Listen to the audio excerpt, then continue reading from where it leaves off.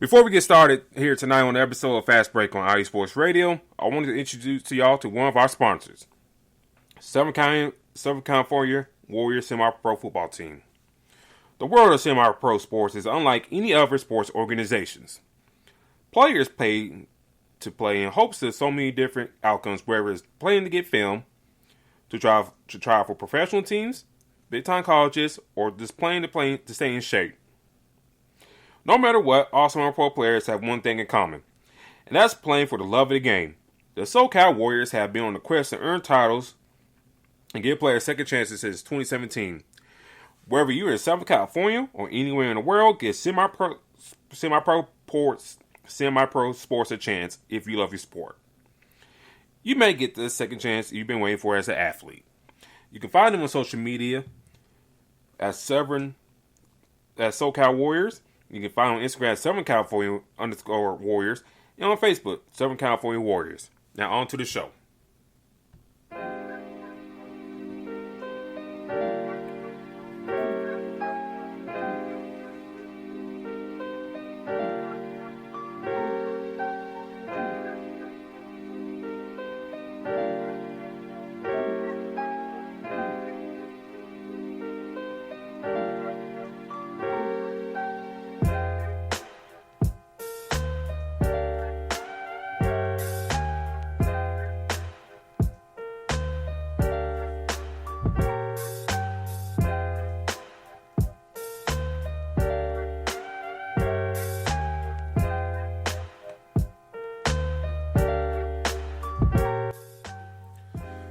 Boy,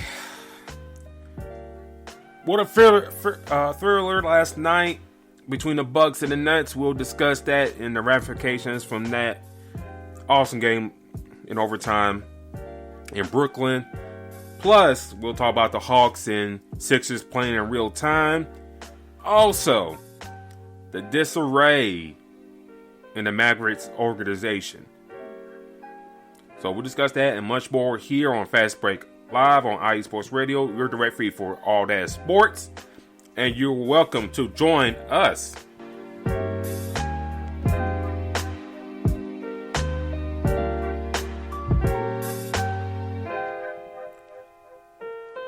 And join us as you shout tonight, ladies and gentlemen. Lots to discuss about tonight.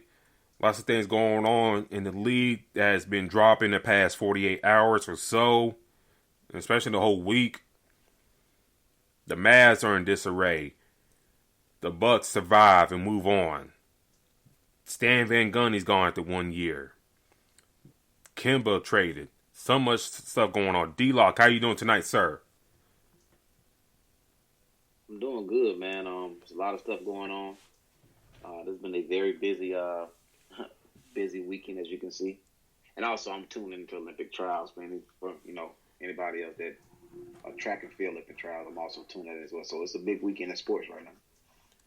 Yes, very big weekend in sports. Lots of things are going on right now. And we'll just turn our attention to last night's game with the Bucks and Nets. D-Lock, what were your thoughts about the outcome of the game yesterday with the Bucks pulling it out?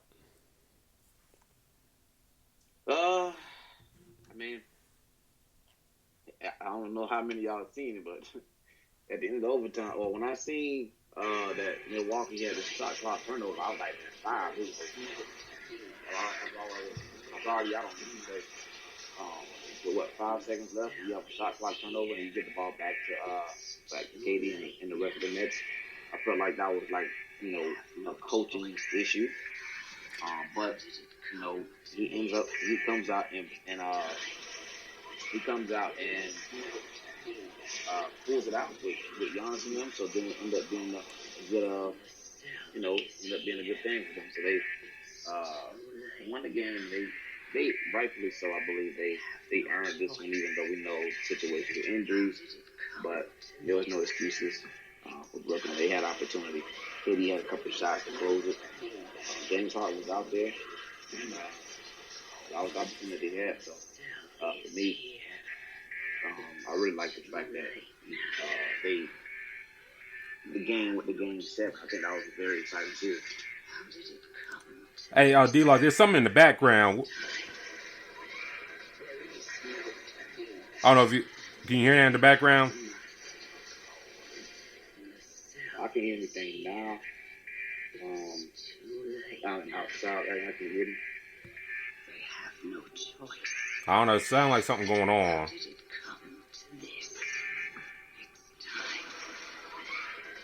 See if I can hang up in front of something.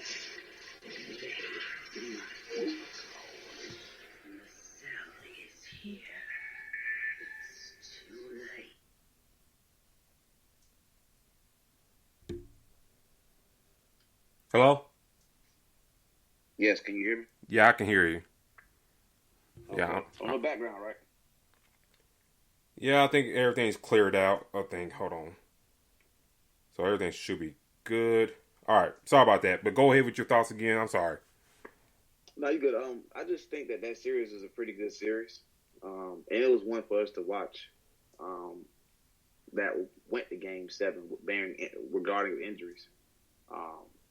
I definitely was glued to the TV for every minute. That game literally was like a nail biter, the whole game. All right. I apologize for that, ladies and gentlemen. So, yeah, for me, Durant playing heavy minutes was a great. I mean, he had kind of had to because he really couldn't go to the bench too much. But, you got decent contributions from James Harden. You kind of, I mean, you got what you got from him with the bad hamstring.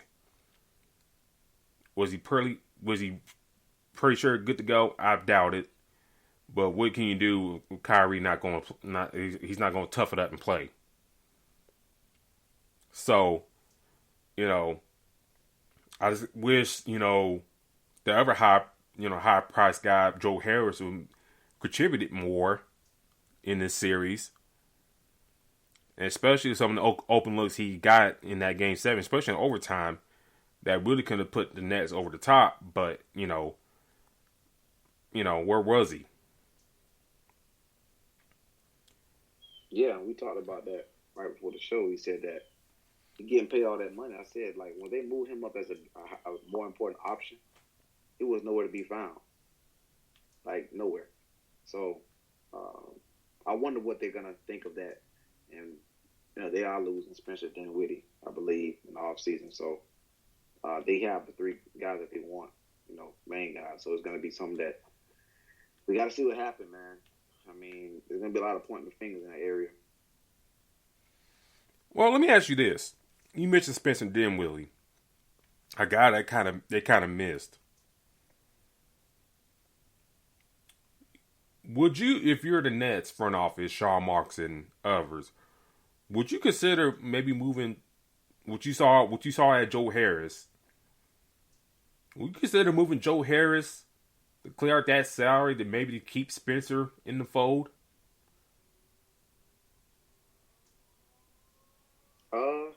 I would, because I know that Spencer Dinwiddie is one of those guys that can create his own shot.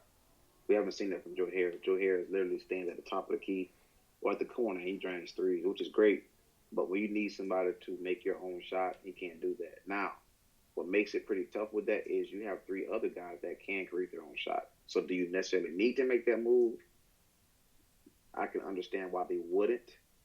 But at this point of having one of the best players in the league and Kevin Durant, you need more from your role players. And Joe Harris didn't do that. Yeah, he really didn't do that. You kind of wish Steve Nash would make some adjustments to that. Maybe play Landry Shamet more. Maybe throw in maybe a Mike James or Charles Johnson, see who they can contribute. Jeff Green, the game 5 that he had, he didn't really replicate the next 2 games afterwards. So, I think if you're the Nets, you gotta reevaluate your roster, see who you can add and whatnot. See if Joe Harris is worth keeping, and maybe find some cheaper options that way if you just need a 3-point shooter. And then maybe try to find a way to get DeAndre Jordan off your books. You paying this guy all this money and he really didn't play for you much in the playoffs. He didn't do nothing at all.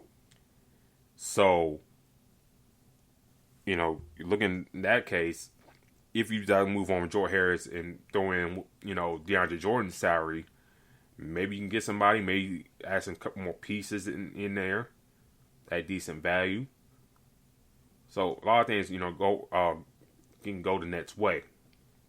And then also, Steve Nash will get more experience and then probably looking and say, okay, this guy's not contributing like we hoped. So maybe, I go to this guy here. Which brings me to, Mike Budenholzer. You mentioned it. That dude was coaching for his job last night. And when KD hit that shot to take that game into overtime, you tweeted it out, man. He gone. And yeah, I told you. For me, it was a shot clock turnover thing. For me, I would have had to let him go right after that. Because that's come on now. You can't have that kind of mental mistake with 5 seconds left and you're up by 2. Like that's unacceptable. But it's got another chance going to overtime, which made him sweat even more. So yeah, I give credit to Budenholzer. They held their composure. Middleton hit those big shots, late in that overtime and stuff like that to kind of to carry that team. And Budenholzer survives. And depending on the outcome of tonight's Atlanta and Philly game, he's got to figure out to get his team, if they're ahead, to stay ahead and not let these comebacks happen. It seems like it's like a theme in this playoffs this year. Some of these teams have big leads, and then let the other team come back, and this is like teams up 20 plus or so, which is kind of unheard of. If your team's up 20 plus, and these teams coming back and going over you and stuff like that, what would you do? Depending on who you play, Hawks or Sixers, what would you do as a coach, D-Lock, Budenholzer? What do you do for your team to kind of make sure you win this next series and head to the finals? Well, if I'm playing Philly, I'm probably showing every game against Philly that they had the past couple of years. I think this year and last year. Milwaukee struggled against Giannis. Not Giannis. Joel Embiid and the rest of those guys. It's like they had a stranglehold on them. Like they, kind of did whatever they wanted to Milwaukee. Like Giannis wasn't the MVP that we've seen going against Philly. So that's one thing that I'll be doing against them. And it's more so of the knowing like you're in the moment to where you can literally be at the NBA Finals next year, coming up in the next couple weeks. So this is what it's all about. Drew Holiday got to step up. Like, got to. Also with the Hawks, Bogdanovich was supposed to go to Milwaukee. So the fact that he took Atlanta over them would really be something that I would note to them as well if I was Budenholzer. This guy chose Atlanta over us because he thought they were a better, fit for him or a better way to him to get to his goals. Let's prove that otherwise as well. Everything is a motivated thing at that moment. So, for me, I definitely would let them know how big this is. Regardless of the scenario, like this is where we are. We just took down one of the favorite teams. Like anything is possible at this point. Yes, I mean anything's possible. I think I saw Eric Bledsoe was like trending on Twitter, and a lot of people are trying to compare Drew Holiday to Eric Bledsoe.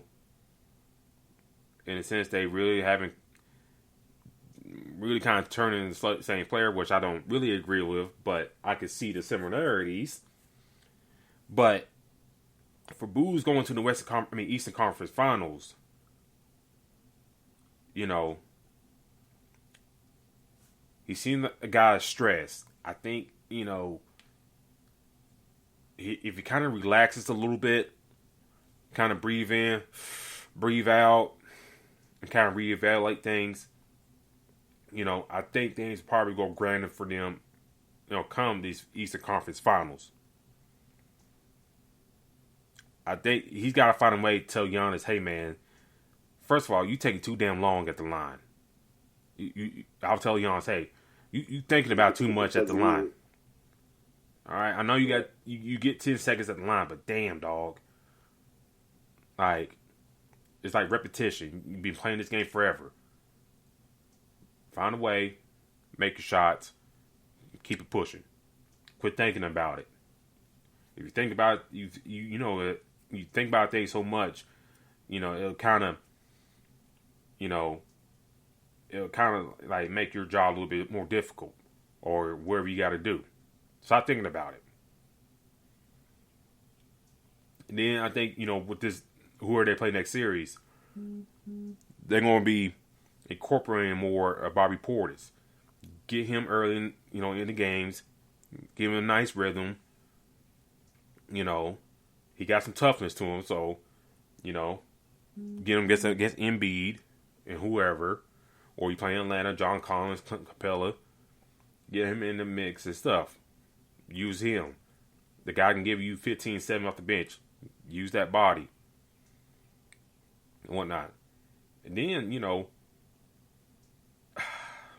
guard-wise, do you trying to slow down Steph Curry? If you're playing him, he's been playing pretty well.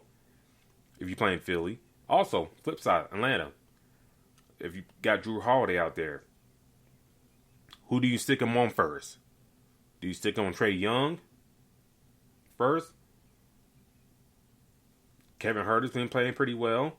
Do you guard him and not try and waste your fouls on Drew Holiday on Trae Young until later? Yeah, you're cooking right now too. Yep. So that's the thing that we're concerned about, because your point guard depth behind Holiday ain't that great. Yeah, Forbes is very capable, but Forbes is an older player. Connaughton can play point guard in spots, but you really can't depend on him like that. Now, granted, yeah, you could probably throw P.J. Tucker out there, but, P.J. Tucker's about 36 years old, correct?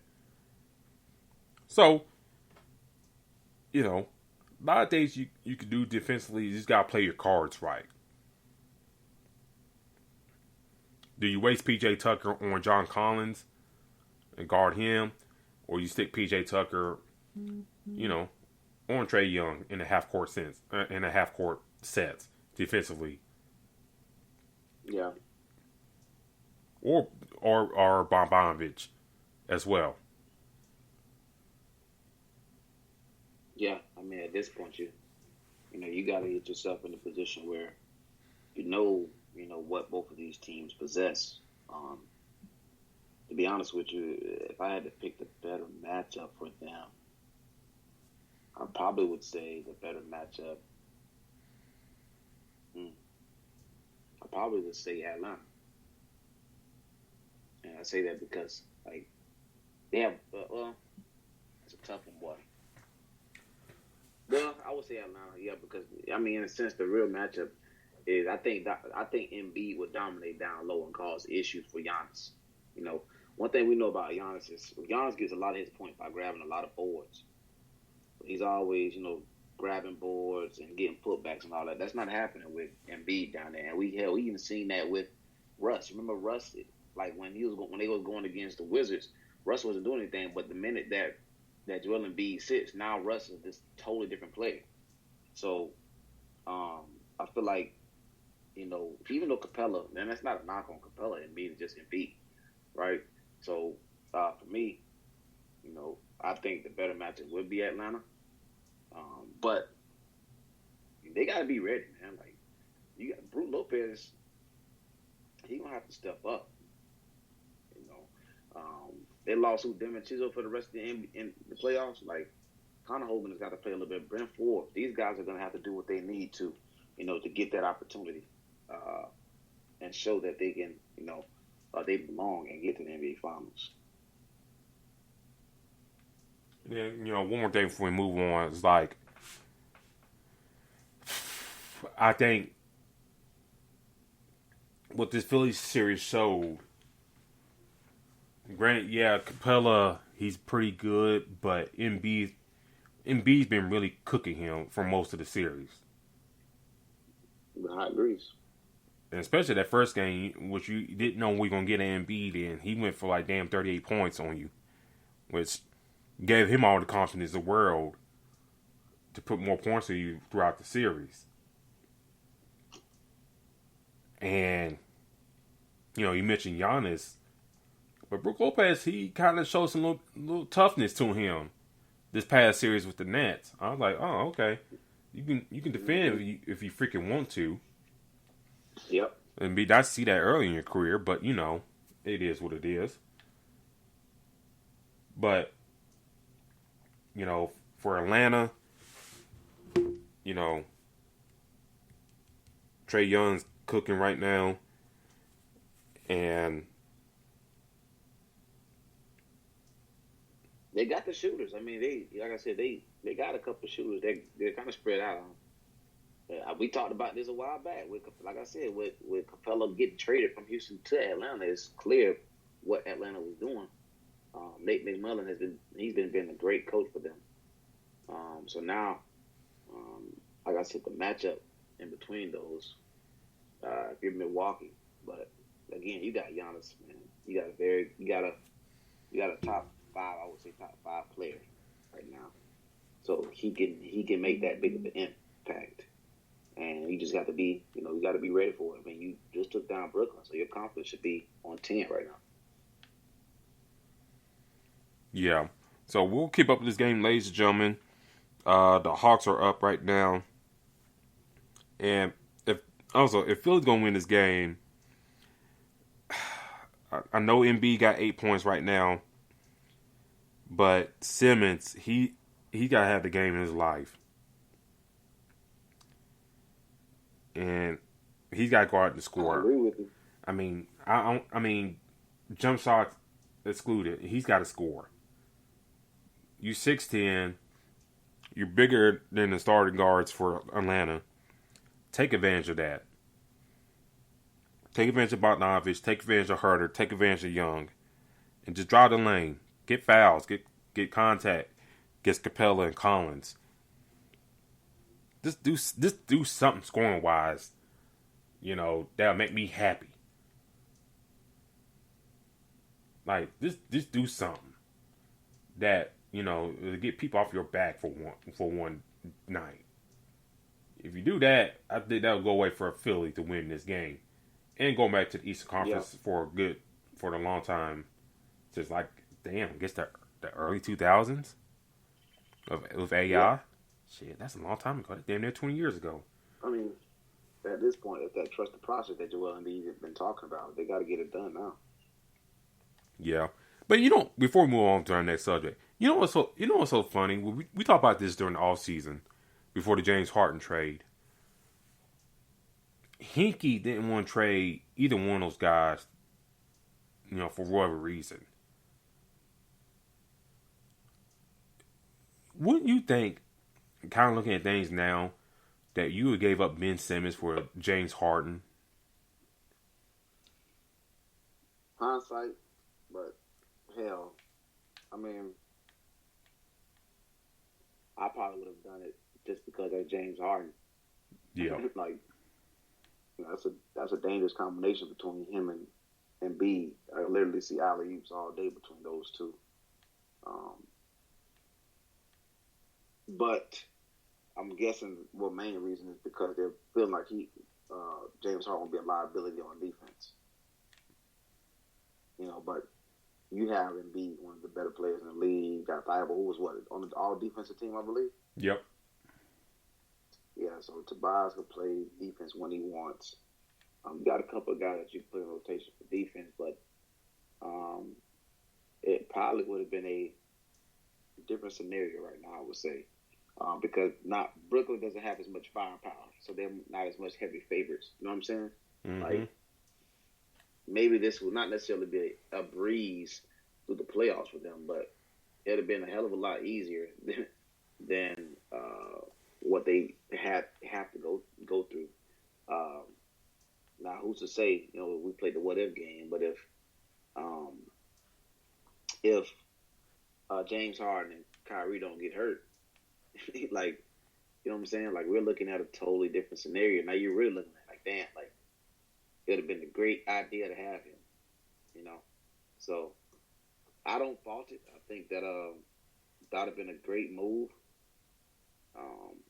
But hey, he didn't pull the trigger, so now they're dealing with facing, because James Harden can probably shoot. Then Atlanta starts to go on that run where they start to make these points in spurts. Like Tobias, I guess you can say Tobias can keep him in the game, but Tobias is no James Harden. James Harden can slow the game down, get to the line, get these points. So, yeah, I think that trade would have made a bigger difference. Yeah, because I just thought back to that Game 5 again, and Simmons missing those free throws. I was like, if they had a guard that could shoot the ball consistently, or is more willing to shoot the ball, then that game would be won easily by the damn Sixers.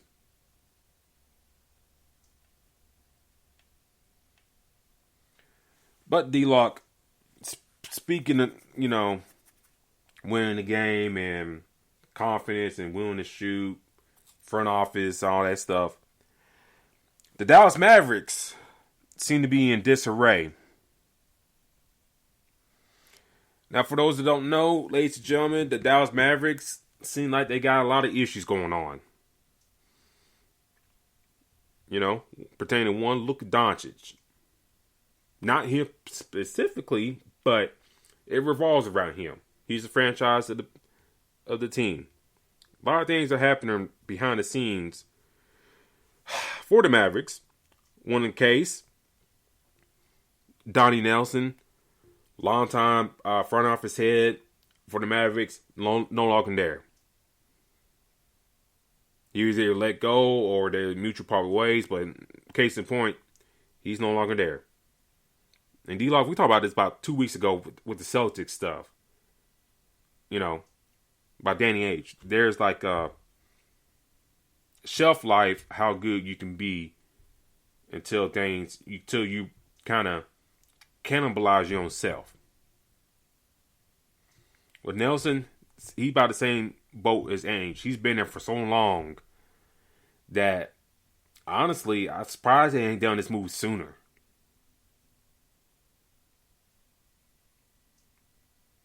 You kind of need fresh perceptive in the front office, and some moves that they made kind of make you question, like, okay.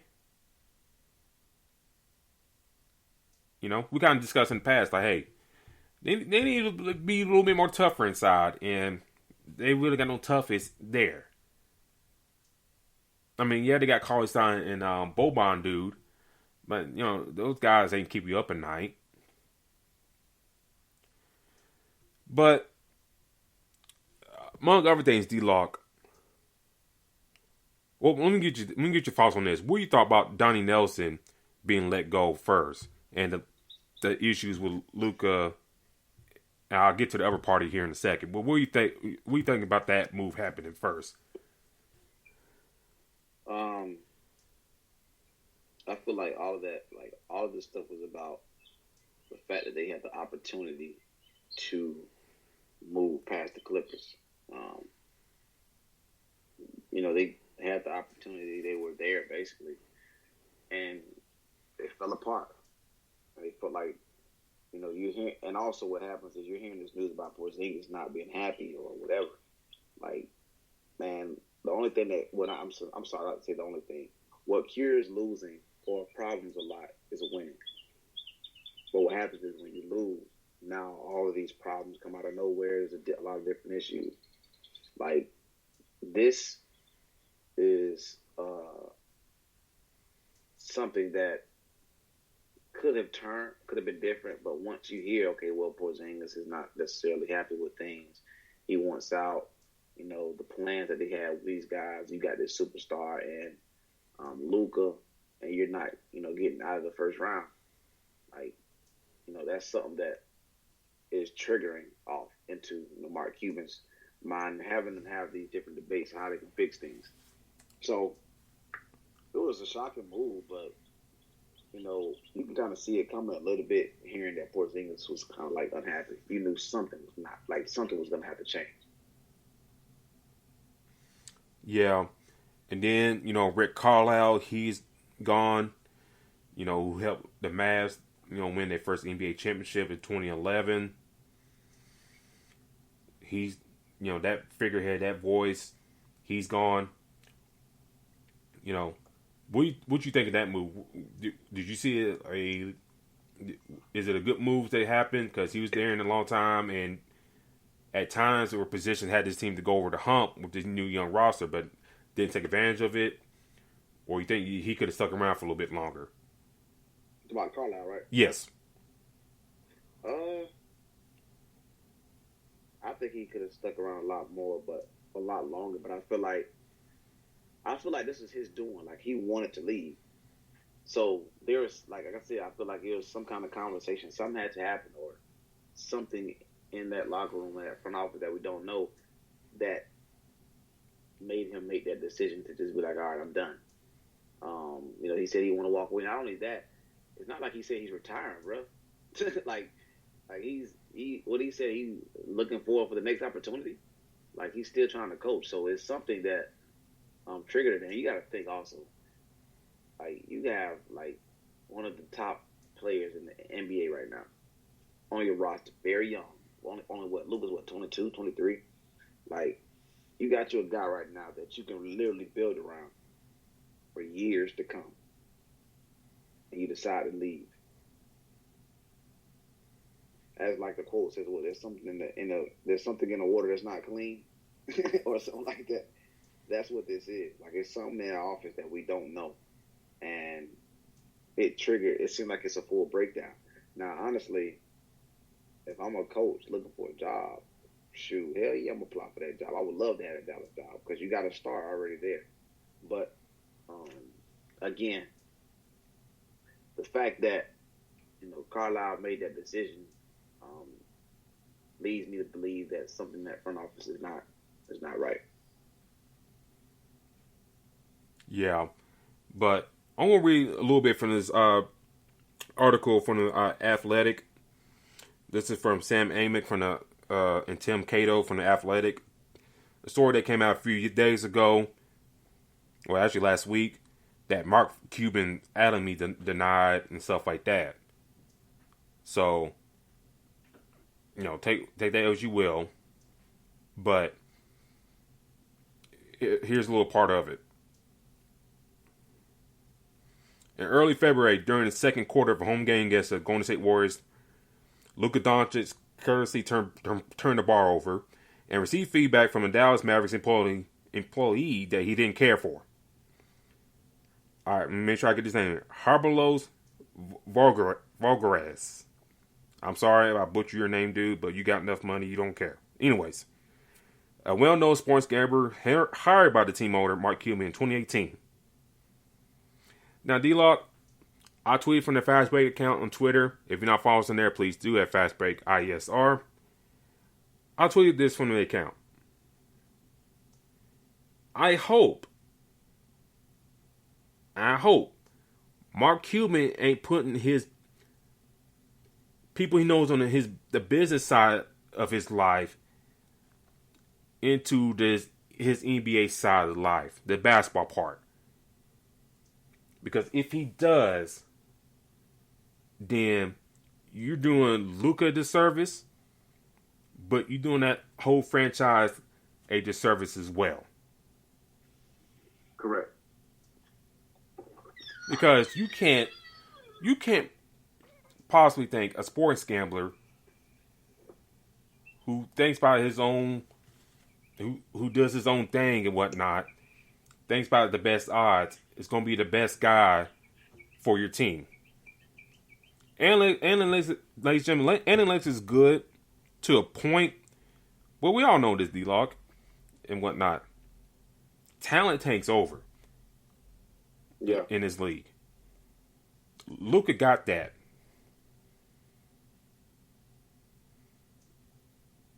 The Mavs were fortunate to have Dirk Nowitzki all those years. And they got that again in Luka Doncic. And you know the messed up thing about it? Dirk possibly should have had maybe a couple more titles in his resume. But he doesn't. One thing Mark Cuban can do, especially with this young guy here, he can correct that wrong and help this guy get to multiple titles and MVPs that he deserves. But if he's going to have outside people trying to tell his star player what to do, then this thing's going to be done. Yeah. I mean, that alone tells you, dude, that's crazy. That basically, somebody's giving you advice on something so big, franchise-wise. So, for me, I don't know what Mark Cuban's thinking. Like that. If go ahead. Oh, go ahead. I just feel like you said, Luka's going to be one of the. I still believe he's going to be one of the best players to ever walk through, play in the NBA. He can be. He has the potential to be. But Cuban can mess that up. And he's going to if he's doing it the way he is. And then let me read another part of this article. Volagris, sitting in an open laptop in his typical courtside seat across from the Mavs bench, motioned downward with his hands, which Doncic specifically interpreted as Volagris telling him to calm down. Multiple team and league sources tell The Athletic. Doncic snapped back, telling Volagris, according to one source's recollection, "Don't effing tell me to calm down." The same sources say Volagris later professed that his motion wasn't solely directed at Doncic, but regardless of intent, it would only worsen an already inflamed relationship between the two.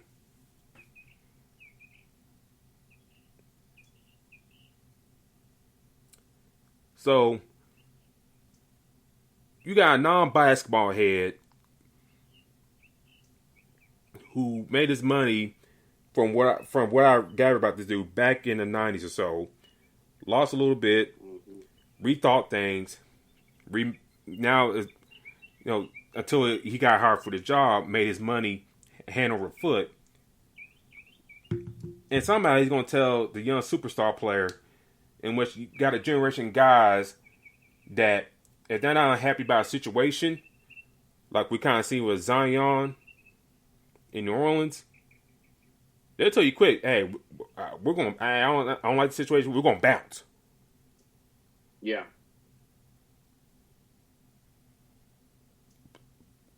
It's like, "Oh, I ain't feeling you," but you, the head cheese, like this dude. Hey, man, I'll do this. We'll bounce. Yeah. That's not good. It's definitely not good. And then, on top of that, D-Lock, Doncic is eligible to sign the Supermax extension. Since, he made All-NBA and whatnot. And on a side note, I hate how they put the hands of millions of dollars in hands of these reporters who have bias against some players and stuff like that. Looking at you, Bill Simmons. But anyways,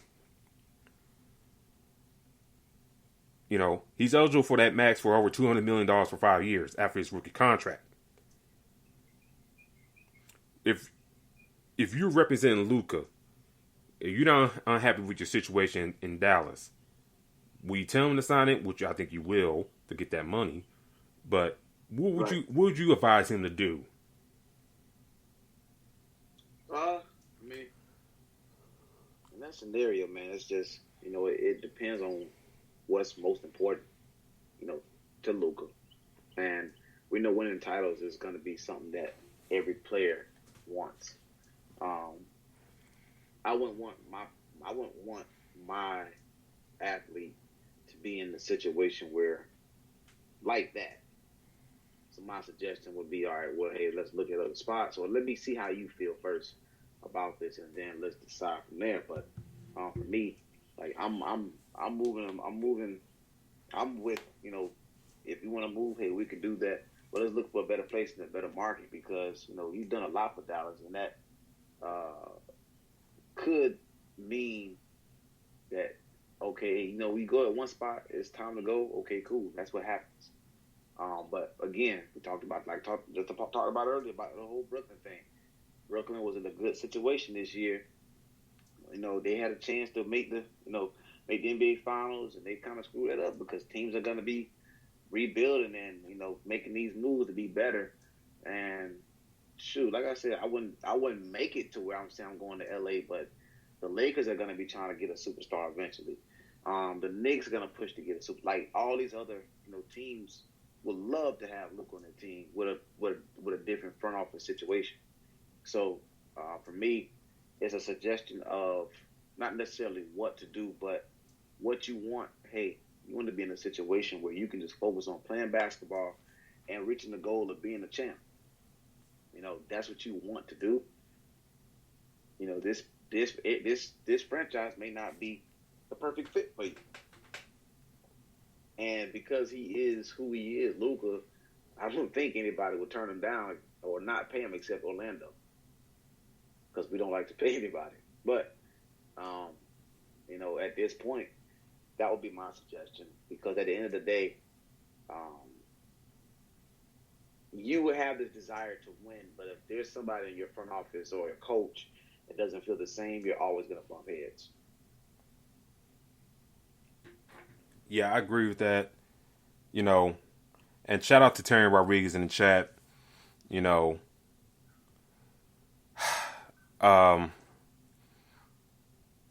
mentioned about Luka maybe being on another team. It's possible. I mean, that'd be stupid to get rid of him. But let me read a little bit more in this article.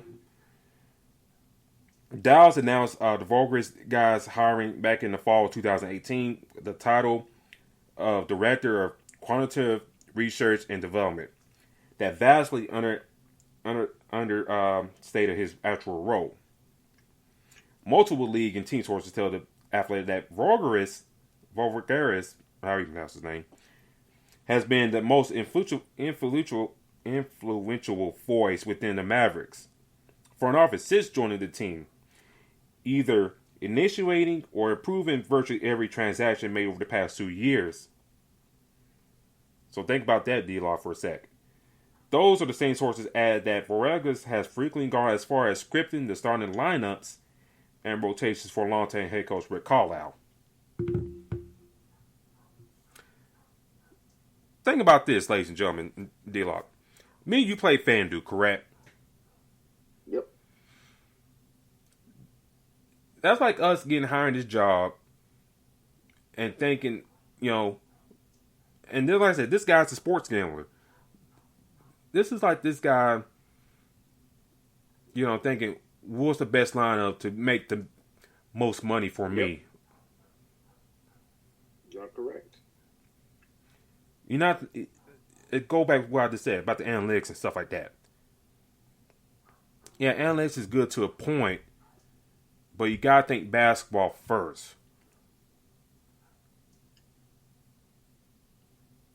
And it seemed like this guy who has gone over Donnie Nelson's head, it seems like, has gone over Rick Carlisle's head, a guy that Mark Cuban, up to this point, had a lot of trust and admiration for.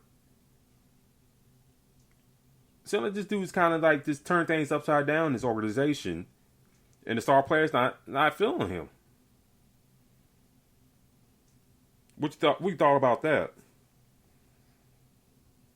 For me, I just feel like you said with the whole FanDuel thing, like, there's a reason why they don't want people that's into gambling and in the sports realm. Yep. They kind of separate them because, that means a person is trying to persuade things. They want things a specific way because they know that they have a profit out of it, or a chance to profit out of it. So little news like somebody's hurt or all these different things that can happen, they try to keep that out of, kind of separate that when it comes to gambling and people that's involved with that in sports because, their intentions are not fair or they're not genuine. They're not genuine, intentions. So for me, that's a red flag alone. And that's why for me, like I said, I'm trying to, what is Mark Cuban thinking? We've heard a lot of stuff about him, good things and bad things. He's been on Shark Tank, which is a show I used to watch a lot. I haven't watched it recently, but I've watched it a few times. And for those who don't know, that's kind of a show where people come in about their business, like businesses that they want to run. They talk to a few millionaires or billionaires, Mark Cuban being one of them, and they may join in on the business or they tell them, no, we don't want to be parts of it. So he's, done a lot of good things, and has a good name by the stuff that he's done. But this right here is just like a red flag to me. It's kind of, kind of Jerry Jones as well, if you ask me. So, but that is the topic, or that's the reason why things are falling apart like that, is because of something so simple as a person that is a gambler that's giving you advice and things. Like, how does that coincide together? Yeah, and it's just like damn, man. You trying to make moves for your own benefit. I mean, I know you work for the team, but still,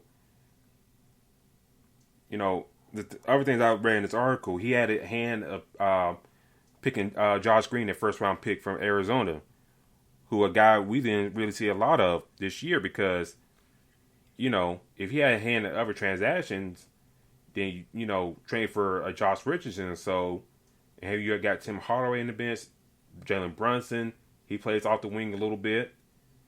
And I think I feel like missing somebody else on the wing. But then, if you got those four guys ahead in the rotation, your rookie is not seeing no time like that. Right. In which I think me and you probably agree on, their weakness is kind of like down low. Yep. That's the biggest problem with them. So, and it's weird, man. I mean, the fact that you're hearing, this is how this sounds. It makes it even sound more fishy now when Porzingis comes out and says he doesn't like the fact that it seems like he's an afterthought and Luke is his guy.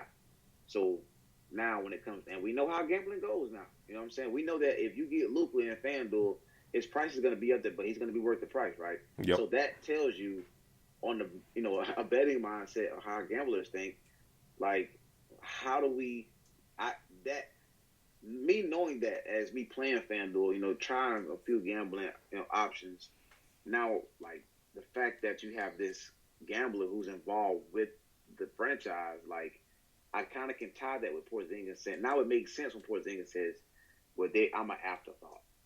Why it would make seem like that to him. Because the dude's putting money on Luka to drop 50 every night. Of course he's going to have an input. That's his input on telling Mark Cuban and Carlisle, whoever, hey, Luka is such and such and blah, blah, blah, like whatever the conversation is. So that's something that, it kind of clicks together. You know what I'm saying? Like, now, if you look at them, this is not something that's too far from each other. They kind of like, damn, okay, this kind of makes sense why Porzingis feels like this, because Luka has been doing all of this stuff and he's been playing like this, and we got somebody that is a close friend of Mark Cuban's who is a big sports gambler. So, yeah, man, it's a weird game, but it's not the first time we've heard things like this before. I'm gonna put my before we talk about Zion for a second. I'm gonna put my conspiracy hat on for a second.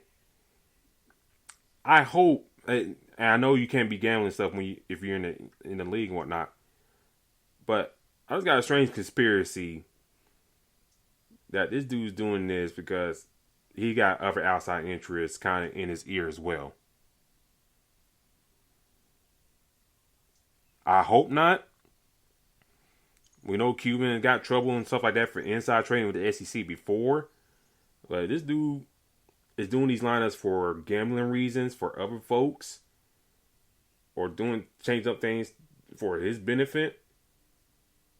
Then I'll be damned. You know, the hammer may come down on the Mavs. I hope not. I hope this guy is smart enough to do that.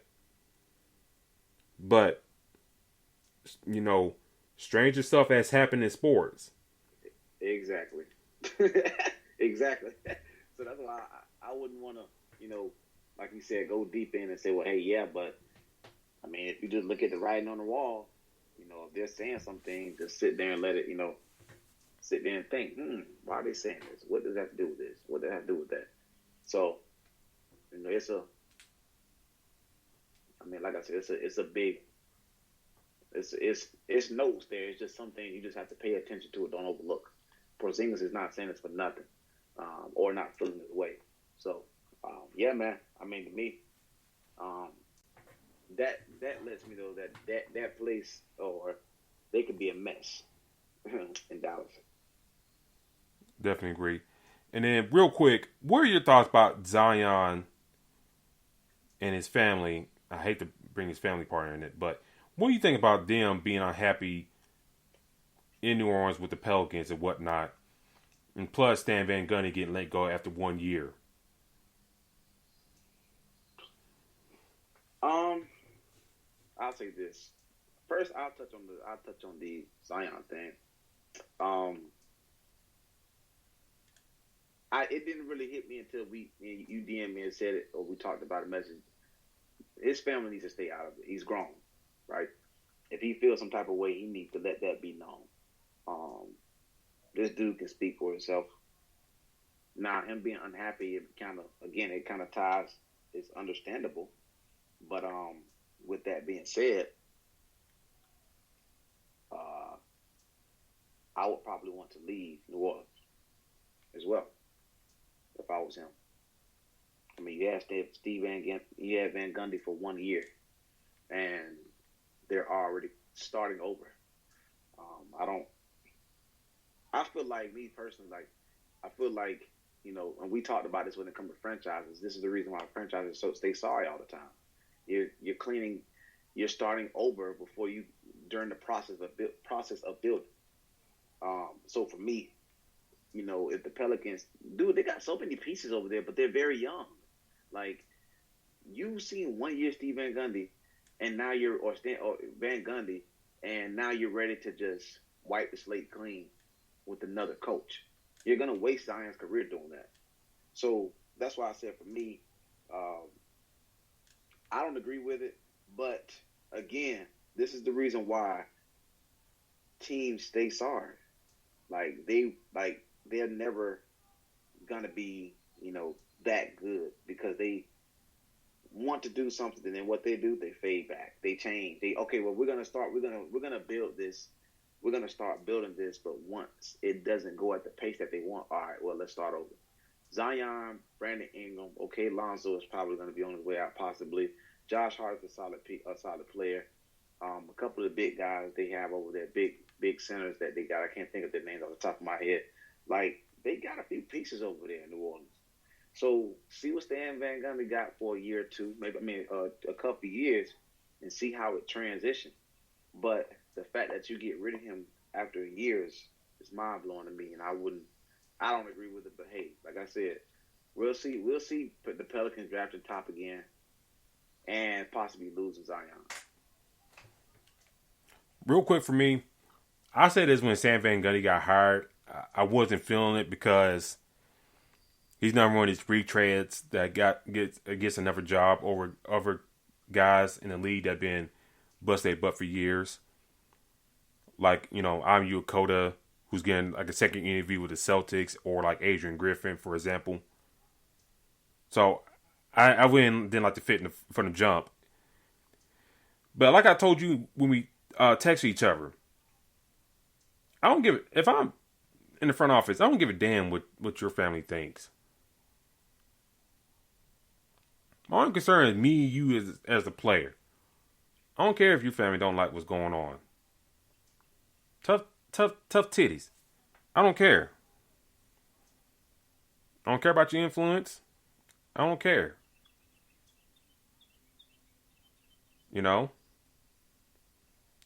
This ain't damn high school. In a sense, you can move your kid around if you feel like it, or change AAU squads and stuff like that.